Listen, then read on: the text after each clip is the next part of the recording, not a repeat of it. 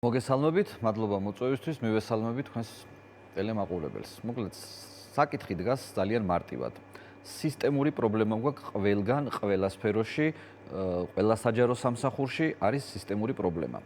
ელექტროსისტემაშიც გვაქვს სისტემური პრობლემა. ეხლა არ ჩავალ სიღრმეებში, რატომ შეიძლება რომ ერთი ავარიული შემთხვევის გამო მთელი საქართველო ჩაბნელდეს. რა ვიცი, ძალიან მარტივია, ბევრი ცოდნა არ ჭირდება, სახლში რემონტს რო აკეთებთ, ყველა ოთახს სხვადასხვა გამანაწილებელზე სვავთ, ხო, რომ რაღაცა მოკლე ჩართვა რომ მოხდეს, მთელი სახლი არ გაითიშოს და მხოლოდ ერთი ოთახი გაითიშოს, ხო, რაღაც. ძალიან მარტივად ხსნი ეხლა, რომ წარმოდგენა გქონდეს, ხო, დივერსიფიცირება, გაყოფა სხვადასხვა, ანუ ვერავის ხო ვერ დააჯერებენ ეხლა ეს ადამიანები, რომ სისტემა იყო გამართული და რაღაცა ისეთი მოხდა, რომ მთელი სისტემა გაითიშა. ანუ აბსურდია ძალიან, ხო? იმიტომ რომ რაღაცეები თვითონ სისტემაშიც არ არის კარგად. ანუ ელექტროსისტემა გამართულად ვერ მუშაობს.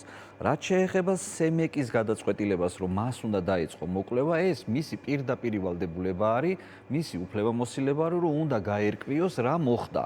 იმის მიუხედავად უსაფრთხოების სამსახურის გამოძიება, ანუ ის სხვა რამეა, სემექს შეეძლო ეს დაესწრო. ეს უნდა გაეკეთებინა სემექს, იმიტომ რომ გამოევლინა ხარვეზები, იმიტომ რომ სემეკი არის მარეგულირებელი ამ საკითხების, ხო? გაზის, წყლის, ელექტროენერგიის, არეგულირებს თანხას და ასევე, როდესაც მაგალითად, როდესაც ზვირდებოდა ელექტროენერგია, თქვეს, რომ ხო, რომ ელექტროენერგიის გაძვირების ძირითადი მოტივი არის ინვესტიციის განხორციელება და ქსელების გამართულობა, ანუ ყველაფერი უნდა ყოფილიყო კარგად. მაგრამ აღმოჩნდა, რომ ყველაფერი არის ძალიან ცუდად და ერთ ავარიას შეუძლია გათიშოს მთელი საქართველო. აი ამ გათიშვების შემდეგ მთავრობას არ გაუკეთებია განცხადება ბიზნესმა იზარალა, არ იზარალა, მოსახლეობამ, სახელმწიფომ, ანუ რა ზარალი მივიღეთ 2-3 საათის გათიშვის შემდეგ ავიაკომპანიებმა თუ კიდე სხვა, ასე ვთქვათ, ორგანიზაციებმა, რომელიც დამოკიდებულია და მათთვის თითოეული წუთი არის ძალიან და წამი არის ძალიან მნიშვნელოვანი. რაც შეეხება ზარდიაშვილის პასუხისმგებლობას, სისტემიდან რო ცოტა ხანი გამოვიდეთ და ანუ ჩავიდეთ თითოეული ადამიანის პასუხისმგებლობაზე და აუცილებელია რომ საქართველოს მოსახლეობას უთხრათ იმ ადამიანების სახელები და გვარები ივანიშვილის გარდა ვინ არიან კიდე პასუხისმგებლები სისტემის გამართულ მუშაობაზე, ხო? ზარდიაშვილი რა თქმა უნდა პირდაპირ პასუხისმგებელია, გენერალური დირექტორია და რა თქმა უნდა პასუხი უნდა აგოს. რაც შეეხება მის წასვლა არ წასვლაზე, ხო? ანუ დღესდღეობით მაგალითად საჯარო რეესტრში მონაცემები რომ ის დირექტორი აღარ არის, ეგეთი რამე არ არსებობს. ანუ ის კვლავ ოფიციალურად არის დირექტორი.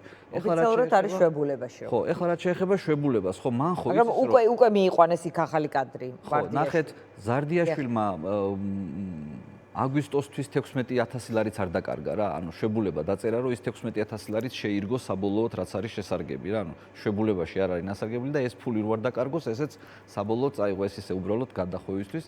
ხო, ახალი კადრის მიყვანა, ახალი კადრი არ ვიცი ვისთვის არის, ეს ადამიანი ელექტროსისტემაში იყო, ანუ დაატარებენ რა, ის არის შინაგან საქმეთა სამინისტრის ყოფილი მოადგილე არის, ანუ ქართული ოცნების წრი არის, ქართული ოცნების პოლიტიკური, ასე ვთქვათ, მხარდამჭერი არის ეს ადამიანი და შესაბამისად ზარდიაშვილის მაგვილად ეხლა ვარდიაშვილი დაინიშნება, თუ რაგვარი დაინიშნება, მას დიდი არსებითი მნიშვნელობა არ აქვს. ჩვენ საქართველოს მოქალაქეებს გვაინტერესებს სისტემა რამდენად გამართულად იმუშავებს. აქ სისტემური პასუხისმგებლობა უნდა დადგეს. ოღონდ მარტო ზარდიაშვილისთვის არა, ზარდიაშვილის გარდა იქ არის კიდე დირექტორთა საბჭო. ძალიან ბევრი ადამიანი მუშაობს, საკმაოდ მაღალ ანაზღაურებად თანამდებობებზე, საკმაოდ მაღალი ხელფასები აქვს და ყველას პასუხისმგებლობა უნდა დადგეს აბსოლუტურად მთელ სისტემაში და არა მარტო ერთი ზარდიაშვილის. ეხლა გადავიდეთ, ელექტროსისტემა, ანუ ვის დაქვემდებარების ქვეშ არის, ანუ რომელი სამინისტრო აკონტროლებს ელექტროსისტემას? აკონტროლებს ეკონომიკის სამინისტრო. ანუ თუ ზარდიაშვილი არის პასუხისმგებელი სისტემის გაუმართავ მუშაობაზე, ამ სისტემის მაკონტროლებელი რატო არ არის პასუხისმგებელი?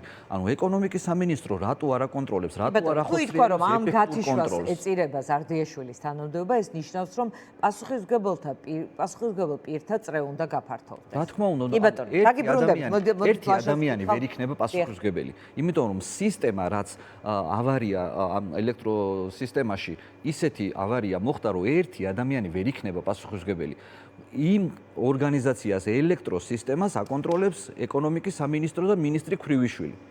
შესაბამისად კურატორი მოადგილე. ანუ ეს ადამიანები არაფერ შუაში არ არიან. ანუ ერთხელ ზარდიაში ლაშა ახსენა ბიტკოინები. აი ეს